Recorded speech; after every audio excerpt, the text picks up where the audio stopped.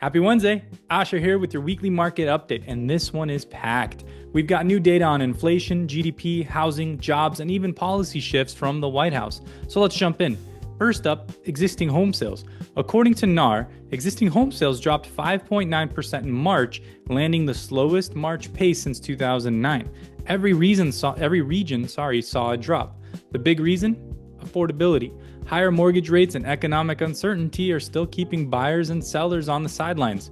NAR's Lawrence Yun put it bluntly, housing mobility is at historic lows, and that could mean broader economic stagnation. Meanwhile, price growth is cooling. Redfin reported a 2.1% year-over-year increase in home prices, the slowest since mid-2023. In fact, 11 of the top 50 metros saw annual price declines, with the biggest drops in San Antonio, Oakland, and Phoenix. On the flip side, markets like Milwaukee and Newark are still seeing double-digit appreciation. Mortgage applications also dipped again.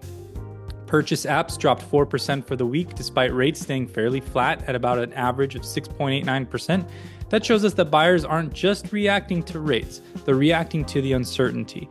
That said, year over year, purchase volume is still up 3% and refinance apps are up 42%, so demand is just, delayed. Now let's talk about pending home sales. This is a bright spot. March pending sales rose 6.1%, blowing past expectations. That's likely a delayed reaction to the rate dip in February, when we saw a nice bump in affordability.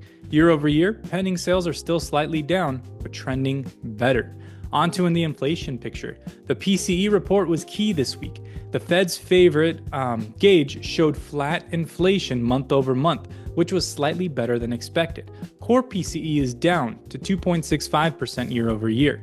And honestly, without upward revisions from last month, we'd be looking at close to 2.4%, almost at the Fed's 2% target.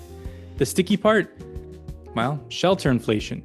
It's still overstated in the data, reporting a 4.7% annualized pace, while real-time rental data from Zillow suggests it should be closer to 3.5%. This overstatement alone is inflating core inflation by roughly 0.2 or 1/5%. It's frustrating, but this is the reality that we're working with. GDP came in weak at negative 0.3%, the first negative reading in 3 years, but it wasn't as bad as some feared.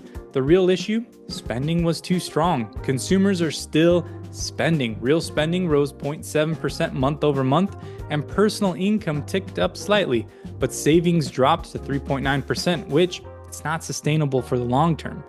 And then there's the ADP jobs report. It showed just 62,000 new jobs, well below estimates. That's a flag. Large business hiring is slowing, and sectors like education and health services even lost jobs. On the surface, the labor market still looks okay, but the cracks are starting to form. So now let's talk about rates a little bit. Mortgage bonds are hovering just below key resistance levels. The 200-day and 50-day moving averages have been tough to break. We're currently kind of in this nice little flat area, but with Friday's BLS jobs report ahead, expect some more volatility. So what does this mean for you? Rates are stable for now.